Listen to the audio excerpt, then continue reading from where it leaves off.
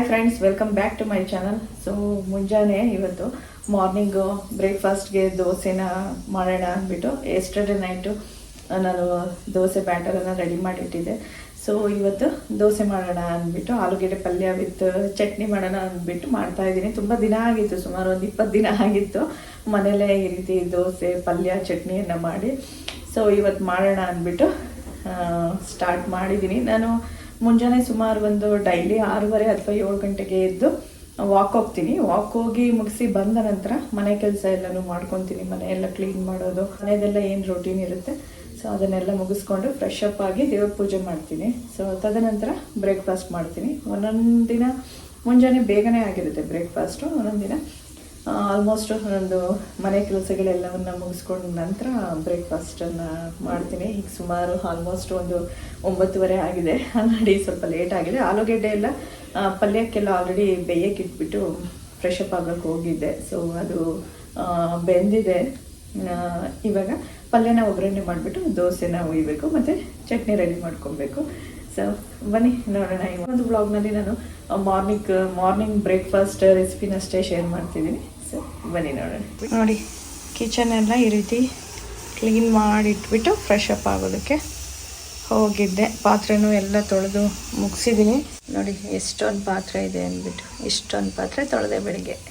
ಇವಾಗ ಶುರು ಮಾಡ್ತಾ ಉಂಟು. ಇದನ್ನು ಸ್ವಲ್ಪ ಆರಬೇಕು. ಅಷ್ಟೊತ್ತಿಗೆ ನಾನು ಪಲ್ಯಕ್ಕೆ ಈರುಳ್ಳಿ, ಹಸಿಮೆಣಸಿಕಾಯಿ ಮತ್ತು ಕೊತ್ತಂಬರಿ ಇದನ್ನೆಲ್ಲ ಹೆಚ್ಕೊಳ್ಳೋಣ ಅಂದ್ಬಿಟ್ಟು ತೊಗೊಳ್ತಾ ಇದ್ದೀನಿ. ಇವಾಗ ಹೊಸ ಈರುಳ್ಳಿ ಆದರೆ ಕಣ್ಣಲ್ಲೆಲ್ಲ ನೀರು ಬರುತ್ತೆ ಅಲ್ವಾ.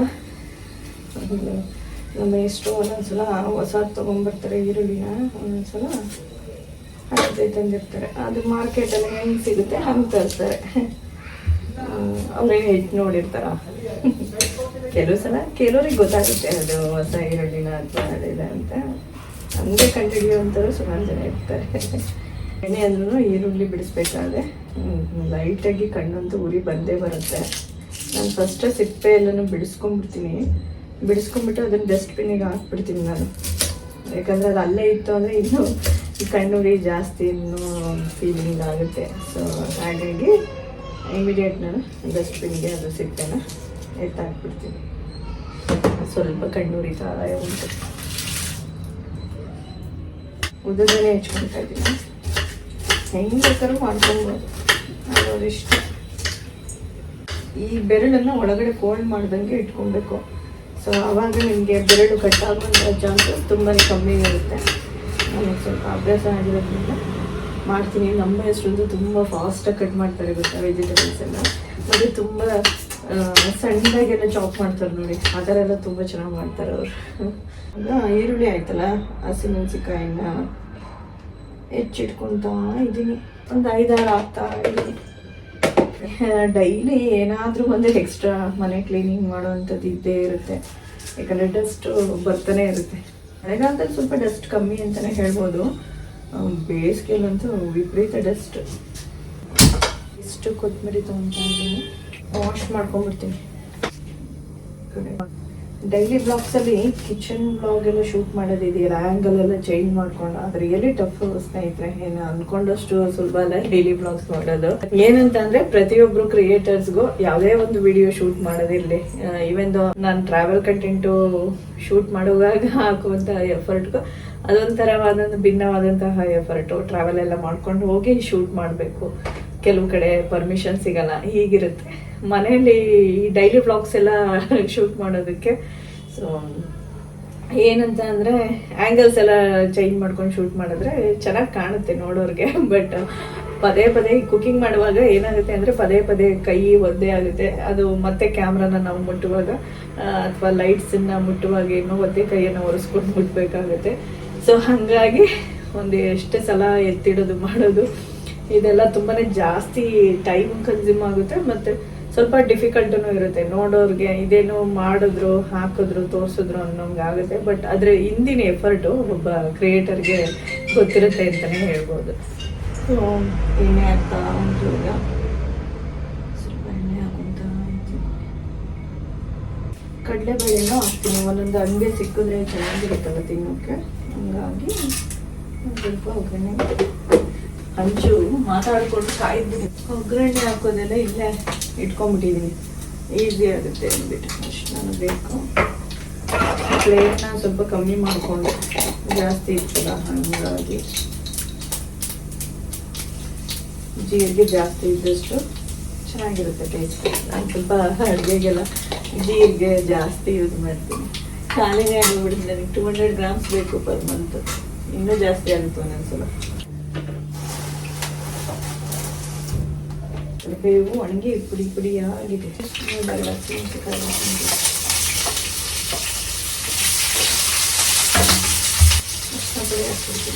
ನಾನೇನು ಪ್ರಾಪರಾಗಿ ಕುಕಿಂಗ್ ವ್ಲಾಗನ್ನು ಏನು ಶೂಟ್ ಮಾಡ್ತಾ ಇದ್ದೆ, ಹೀಗೆ ಮಾತಾಡ್ಕೊಂಡು ನಾನು ಹೇಗೆ ಡೈಲಿ ಟಿಫಿನನ್ನು ಮಾಡ್ಕೊತೀನಿ ಅದನ್ನು ನಿಮಗೆ ಮಾತಾಡ್ಕೊಂಡೆ ಶೇರ್ ಮಾಡ್ತಾ ಉಂಟು. ಬೇಯೋದಕ್ಕೆ ಒಂದು ಸ್ವಲ್ಪ ಟೈಮ್ ಹಿಡಿಯುತ್ತೆ, ಅಷ್ಟೊತ್ತಿಗೆ ಚಟ್ನಿ ಮಾಡ್ಕೊಂಡ್ಬಿಡ್ತೀನಿ. ಆಲ್ರೆಡಿ ಟೈಮ್ ಆಗಿದೆ, ಹಾಗಾಗಿ ಕಾಯಿ ಚಟ್ನಿಗೆ ಪ್ರಿಪೇರ್ ಮಾಡ್ಕೊಂಡಿದ್ದೀನಿ. ತೆಂಗಿನಕಾಯಿ, ಕಡಲೆ, ಜೀರಿಗೆ, ಬೆಳ್ಳುಳ್ಳಿ ಮತ್ತು ಕೊತ್ತಂಬರಿ ಇಷ್ಟನ್ನು ಹಾಕೊಂಡಿದ್ದೀನಿ. ಪುದೀನ ಏನೂ ಹಾಕೊಂಡಿಲ್ಲ, ಇದೇ ಪುದೀನ. ಕೆಲವರು ಹುಣಸೆಹಣ್ಣೆಲ್ಲ ಹಾಕ್ತಾರೆ, ಟ್ಯಾಂಗಿ ಆಗಿ ಬರುತ್ತೆ ಚಟ್ನಿ ಒಂಥರ. ಸೊ ಆ ಥರನೂ ಮಾಡ್ತಾರೆ, ನಾನೇನು ಹಾಕಲ್ಲ. ಇಷ್ಟು ಐಟಮ್ಸನ್ನು ಹಾಕ್ಕೊಂಡು ತೆಂಗಿನಕಾಯಿ ಚಟ್ನಿನ ರೆಡಿ ಮಾಡ್ಕೊತಾ ಉಂಟು. ಕರಿಬೇವು ಹಾಕ್ಕೊತೀನಿ, ಕರಿಬೇವು ಮೇಲು ಒಣಗಿರೋದಿದೆ, ಕರಿಬೇವು ಸ್ವಲ್ಪ ಅದನ್ನೇ ಹಾಕಿದ್ದೀನಿ.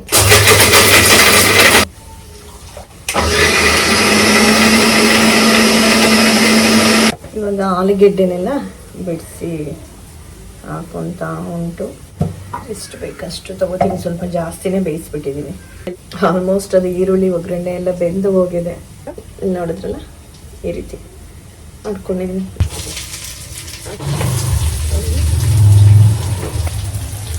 ಬೀಟ್ರೂಟನ್ನು ಮ್ಯಾಶ್ ಮಾಡ್ಕೊತಾ ಇದ್ದೀನಿ. ಡೈರೆಕ್ಟಾಗಿ ಇದರಲ್ಲೇ ಇದು ಮಾಡ್ಕೊಬೋದು, ಬೇರೆದ್ರಲ್ಲೇ ಕಲ್ಸಿ ಮತ್ತು ಇದಕ್ಕೆ ಹಾಕೋದು ಆ ಥರ ಏನು ಬೇಕಾಗಿಲ್ಲ. ಪ್ಯಾನಲ್ಲಿ ಮಾಡಿಬಿಟ್ರೆ ಇದೊಂದು ಅನುಕೂಲ ನಮಗೆ. ಲೈಟ್ಸ್ ಹೋಯ್ತು, ಈಗ ನ್ಯಾಚುರಲ್ ಲೈಟಲ್ಲಿ ಶೂಟ್ ಆಗುತ್ತೆ ವಿಡಿಯೋ.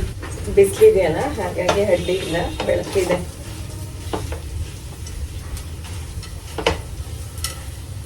ಇದಕ್ಕೆ ಇವಾಗ ನಾನು ಹಾಗೆ ಕೊತ್ತಂಬರಿ ಆ್ಯಡ್ ಮಾಡ್ತಾಯಿದ್ದೀನಿ ಮತ್ತು ಸಾಲ್ಟ್ ಕೂಡ ಆ್ಯಡ್ ಮಾಡ್ತಾಯಿದ್ದೀನಿ. ತೆಂಗಿನಕಾಯಿ ತುರಿ ಬೇಕು ಅಂದರೆ ಹಾಕೋಬೋದು. ತೆಂಗಿನಕಾಯಿ ತುರಿ ಹಾಕಿದ್ರೆ ಅದ್ರ ರುಚಿ ಇನ್ನೂ ಎನ್ಹಾನ್ಸ್ ಆಗಿ ತುಂಬ ಚೆನ್ನಾಗಿ ಬರುತ್ತೆ. ನಾನು ತೆಂಗಿನಕಾಯಿ ಚಟ್ನಿ ಮಾಡ್ಕೊಂಡಿರೋದ್ರಿಂದ ಅದರಲ್ಲಿ ತೆಂಗಿನಕಾಯಿ ಇದೆ ಅಲ್ವಾ, ಎರಡನ್ನೂ ಮಿಕ್ಸ್ ಮಾಡ್ಕೊಂಡು ತಿನ್ನೋದ್ರಿಂದ ಅಡ್ಡಿ ಇಲ್ಲ. ಹಾಗಾಗಿ ನಾನೇನು ಇವಾಗ ಹಾಕೊತ ಇಲ್ಲ, ಬಟ್ ನೀವು ಮಾಡುವಾಗ ಹಾಕೊಳ್ಳಿ, ತುಂಬಾ ಚೆನ್ನಾಗಿರುತ್ತೆ. ಆಲೂಗೆಡ್ಡೆ ಪಲ್ಯಕ್ಕೆ ತೆಂಗಿನಕಾಯಿ ಸ್ಟಾರ್ಟ್ ಆಗ್ತಾ ಉಂಟು. ಆಲೂಗೆಡ್ಡೆ ಪಲ್ಯ ರೆಡಿ ಕಾಣ್ತಿದೆಯಾ? ಆಲೂಗೆಡ್ಡೆ ಪಲ್ಯ ರೆಡಿ ಆಯಿತು. ಸಿಂಕಿಗೆ ತೊಳೆಯೋಕೆ ಹಾಕ್ಬಿಡ್ತೀನಿ ನಾನು ಇಮಿಡಿಯೇಟ್. ಇದನ್ನು ಏನು ಅವಶ್ಯಕತೆ ಇಲ್ಲ, ಅದನ್ನು ತೊಳೆಯೋಕೆ ಹಾಕ್ತೀನಿ. ಇದನ್ನು ಸ್ವಲ್ಪ ಕ್ಲೀನ್ ಮಾಡ್ಕೊಂಡಿರ್ತೀನಿ. ಕಿಚನ್ನು ವೀಡಿಯೋಸ್ ಮಾಡುವಾಗ ಎಷ್ಟು ಕಷ್ಟ ಗೊತ್ತಾ? ನಿಮಗೆಲ್ಲ ಅಲ್ಲಿ ಚೆನ್ನಾಗಿ ಕಾಣ್ತಿದೆ ಅಂತಂದರೆ ಅವರು ತುಂಬ ಎಫರ್ಟ್ ಹಾಕ್ಕೊಂಡು ವಿಡಿಯೋ ಮಾಡಿರ್ತಾರೆ ಅಂತ ಅರ್ಥ. ನೋಡಿ, ಬರೀ ಒಂದು ಪಲ್ಯ ಮಾಡೋದಿಗೆ ಎಷ್ಟು ಇದಾಯಿತು ಉರಿತಾನೆ.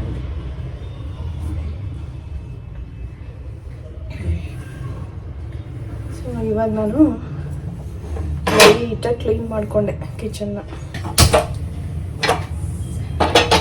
ಇಟ್ಟು ನೋಡಿ, ಬ್ಯಾಟರ್ ನಾನೇನು ರುಬ್ಬವಾಗ ಏನು ಸಾಲ್ಟ್ ಹಾಕಿರಲ್ಲ. ಹಿಟ್ಟು ನೋಡ್ಬೋದು ಕನ್ಸಿಸ್ಟೆನ್ಸಿ ಹೇಗಿದೆ ಅಂತ. ತವ ಕಾಯ್ದಿದೆ, ನಾನೊಂದು ಸ್ವಲ್ಪ ನೀರನ್ನು ಈ ಥರ ಸ್ಪ್ರಿಂಕ್ಲರ್ ಮಾಡ್ಕೊಂಡು ಹಾಕ್ತೀನಿ. ಕಾಣ್ತಿದೆ ಅಲ್ವಾ? ಹಂಚ್ಕಾಯಿದ್ದೀನಿ ಅಂತ ಟೆಸ್ಟ್ ಮಾಡ್ತಾ ಇದ್ದೀನಿ. ದೋಸೆ ಅಂತ ಉಂಟು.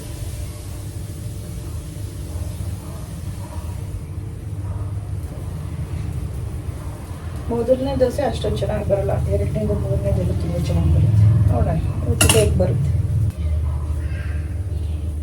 ಚಿಕ್ಕದು ತೊಗೋಬೇಕು, ಸ್ಟೀಲ್ದೆಲ್ಲ ಬೌಲ್ ಥರ ಬರುತ್ತೆ ನೋಡಿ, ಹಾಕೋದಕ್ಕೆ ಆ ಥರ, ಅಥವಾ ಬಾಟಲ್ಸ್ ಬರುತ್ತಲ್ಲ ಆ ಥರನೂ ತೊಗೋಬೇಕು. ದೋಸೆ ರೆಡಿ ಆಗ್ತಾ ಇದೆ. ಪ್ಲೇಟ್ ರೆಡಿ ಮಾಡ್ಕೊಳ್ಳೋಣ, ಪಲ್ಯ ಎಲ್ಲ ಸರ್ವ್ ಮಾಡ್ಕೊಂಡು ಅಷ್ಟೊತ್ತಿಗೆ. ಬಸ್ಸನ ಕಾಣ್ತಿದೆಯಲ್ಲ, ನಾನು ಎರಡು ಸೈಡು ಸ್ವಲ್ಪ ರೋಸ್ಟ್ ಮಾಡ್ಕೊತೀನಿ. ಒಂಥರ ಪೇಪರ್ ದೋಸೆ ಥರ ಬಂತದು ಫಸ್ಟ್ನೇದು, ಎರಡನೇ ಚೆನ್ನಾಗಿ ಆಗ್ತದೆ. ಆಗ್ತದೆ. ಪಲ್ಯ ಇದೆಲ್ಲ ಅಡುಗೆ ಮಾಡೋಕ್ಕೆ ಹೋಗಲ್ಲ, ಜಾಸ್ತಿ ಬೇಕು. ದೋಸೆ ಚೆನ್ನಾಗಿದ್ದಾಗ ಆಸೆ ಆಗುತ್ತಲ್ವ ತಿನ್ನಬೇಕು ಅಂತ. ಹೋಟೆಲಲ್ಲೆಲ್ಲ ಮಸಾಲೆ ದೋಸೆ ತೊಗೊಂಡ್ರೆ ಒಂದೇ ತಿನ್ನೋದು. ಮನೇಲಿ ಅದೇ ನೋಡಿ 3 ದೋಸೆ ತಿಂತೀವಿ. ಯೂಶಲಾಗಿ ಎಲ್ಲ 2 ಸುಸ್ತಾಗ್ತಾರೆ. ನನಗಿಷ್ಟ, ನನ್ನ ಫುಡ್ ಬಗ್ಗೆ ಏನು ಕಂಟ್ರೋಲಾಗಿ ಇದು ಮಾಡೋದು ಆ ಥರ ಏನಿಲ್ಲ. ಚೆನ್ನಾಗಿ ತಿಂತೀನಿ ಅಂತಲೇ ಹೇಳ್ಬೋದು. 3 ದೋಸೆ ತಿಂತೀನಿ ನಾನು. ಬೇಯ್ತಾ ಉಂಟು.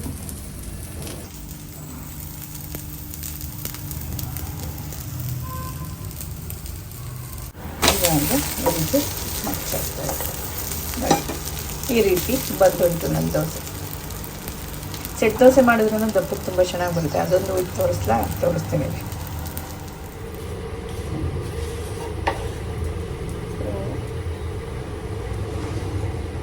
ತುಂಬ ದಪ್ಪದಾಗಿ ಬಿಡಬೇಕು, ಜಾಸ್ತಿ ಹರಡಿಸ್ಬಾರ್ದು. ಇಷ್ಟೇ. ಸ್ವಲ್ಪ ಆಯಿಲ್ ಹಾಕ್ತೀನಿ, ತೋರಿಸ್ತೀನಿ ನಿಮಗೆ ಹೆಂಗೆ ಬಿಟ್ಟಿದ್ದೀನಿ ಅಂತ.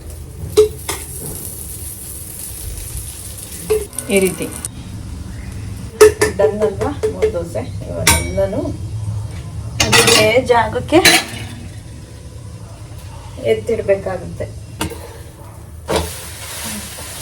ಬ್ಯಾಟರ್ನೆಲ್ಲ ಫ್ರಿಜ್ಜಿಗೆ ಎತ್ತಿಟ್ಬಿಟ್ಟು ನೀವು ಹೊರಗಡೆನೇ ಇಟ್ಟರೆ ಉಳಿ ಬರುತ್ತೆ ಅಲ್ವಾ, ಹಾಗಾಗಿ 8 ದೋಸೆ ಈ ರೀತಿ ಬಂತು. ಸೊ ಈ ರೀತಿ ನಂದು ಮಾರ್ನಿಂಗ್ ಬ್ರೇಕ್ಫಾಸ್ಟ್ ರೆಡಿಯಾಗಿದೆ, ಇವಾಗ ತಿನ್ನಬೇಕು. ಸೊ ಇದಾಗಿತ್ತು ಇವತ್ತಿನ ವ್ಲಾಗ್. ಈ ವಿಡಿಯೋ ಇಷ್ಟ ಆದರೆ ಒಂದು ಲೈಕ್, ಶೇರ್, ಸಬ್ಸ್ಕ್ರೈಬ್ ಮಾಡೋದನ್ನು ಮರಿಬೇಡಿ. ಸಪೋರ್ಟ್ ಮಾಡಿ ಅಂತ ಹೇಳ್ತಾ ಮತ್ತೊಂದು ವಿಡಿಯೋದಲ್ಲಿ ಸಿಗ್ತೀನಿ. ಧನ್ಯವಾದಗಳೊಂದಿಗೆ ತ್ರಿವೇಣಿ.